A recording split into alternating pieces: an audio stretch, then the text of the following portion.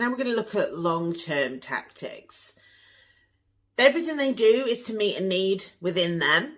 Unfortunately, with abusers, though, those behaviours can become sinister and dangerous.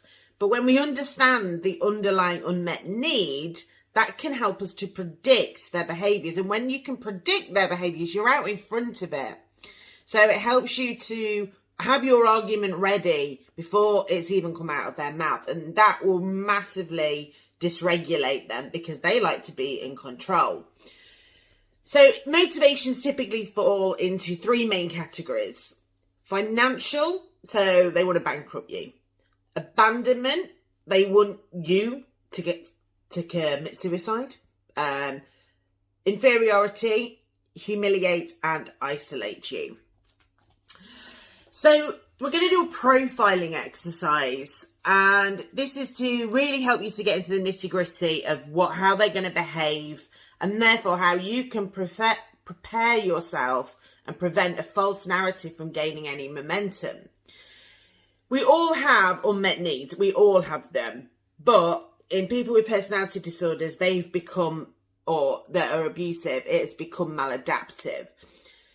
So there's an exercise that I'm going to want you to go through. This is all in your workbook, and it looks at delving deeper into how they're going to behave and what their motivations are. But some of those schemas, those maladaptive schemas, which are beliefs, mistrust and abuse. So they believe that no one can be trusted and everyone is out to hurt them.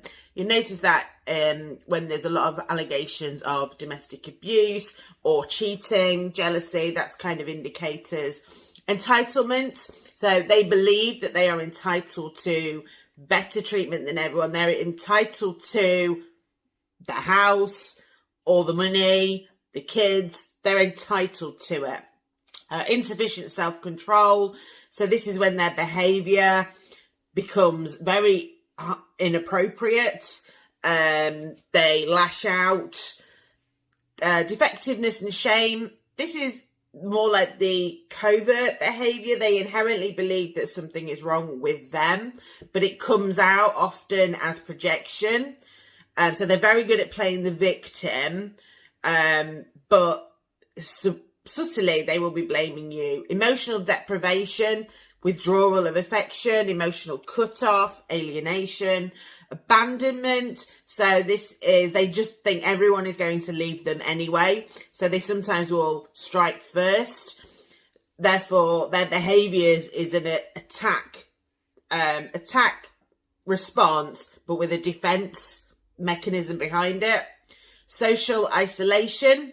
So they feel isolated from everyone, and they can play this out with alienation because they think that I can't be on my own.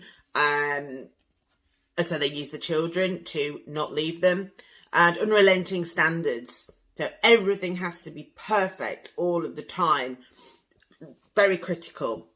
So I want you to go through the exercise and have a look at which one of those you think really stands out for you. So what is their motivation, and use those. Then look at what do other people say about them. And I don't mean people that know them as well as you do. I mean, what would Joe Average say? Use that as give you an idea of how they're going to present, because that is their public persona. You know their private persona, but it's important that you understand what their public persona is so that you're not shocked by it, and also that you recognise it's just a persona, it's just a public persona, and this is what they're doing. What do they say about themselves? So what accusations have they made against you? Anything that they say you've done is usually something that they've done. Any accusations that they make about you, so if they call you petty or jealous, that's normally their own behaviours that they have. So have a think about anything that they criticise someone else for. It's usually what they think is, or what is going on for themselves. So it might be something on TV that they got really het up about. If you look at it, it's something that's going on inside for them. What are their values and beliefs? Again, use those maladaptive schemas so that you can understand what they believe about the world as well, because that will tell you what they believe about the court process. For example, if they are entitled, then they will believe that the court has to do what they say. You can use this to know how to make those little pokes that we referred to. So if you know that they're entitled, then you can subtly imply that they're not special in any way. What's their attitude towards? So authority. This will tell you the likelihood of them adhering to court orders. So in the past, if they've been critical of the police, if they have broken laws, if they committed fraud or anything like that, they're not going to adhere to court orders. So it's good that you know that in advance, because you can work with your legal team around how do we build up the evidence to make sure that we get enough consequences, robust consequences, to stop any further damage from occurring. Discipline and boundaries. That tells you how they're likely to respond to restrictions and criticisms. Again, that is important because court orders are boundaries and restrictions. You are putting boundaries and restrictions in place. You need to know how they're going to respond to that. So look at how they have, if someone in their circle has told them not to do something, how have they responded for that? If work has told them that they've overstepped, how have they responded to that? These are the clues that will tell you. And you, how have they talked about you? What is their attitude towards you now?